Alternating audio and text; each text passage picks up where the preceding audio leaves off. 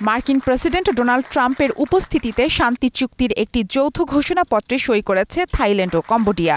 এ চুক্তিতে স্বাক্ষর করেন ট্রাম্প নিজেও। শান্তি চুক্তি ঘোষণার পর কম্বোডিয়ার সীমান্ত এলাকা থেকে সেনা প্রত্যাহার শুরু করেছে দেশটি। সেনা প্রত্যাহারের সময় সীমান্তে উপস্থিত ছিল আসিয়ান পর্যবেক্ষক দল। দুই দেশের বিরোধপূর্ণ সীমান্তে শত্রুতা বন্ধ এবং শান্তি পুনঃপ্রতিষ্ঠার এই পদক্ষেপকে গুরুত্বপূর্ণ হিসেবে গণ্য করা হচ্ছে। সীমান্ত নিয়ে থাইল্যান্ড ও কম্বোডিয়ার মধ্যে বিরোধ শত বছরের পুরনো। এই বিরোধকে কেন্দ্র করে দুই দেশের মধ্যে উত্তেজনা জুলাই মাসে সামরিক সংঘর্ষে রূপ নেয়। পরে মালয়েশিয়া ও যুক্তরাষ্ট্রের হস্তক্ষেপে থামে উত্তেজনা। বিবিসির প্রতিবেদনে বলা হয়েছে, এই চুক্তি মূলত জুলাই মাসে সংঘটিত সীমান্ত সংঘর্ষের পরবর্তী ব্যবস্থা এবং সংঘাত এড়ানোর জন্য একটি প্রস্তাব।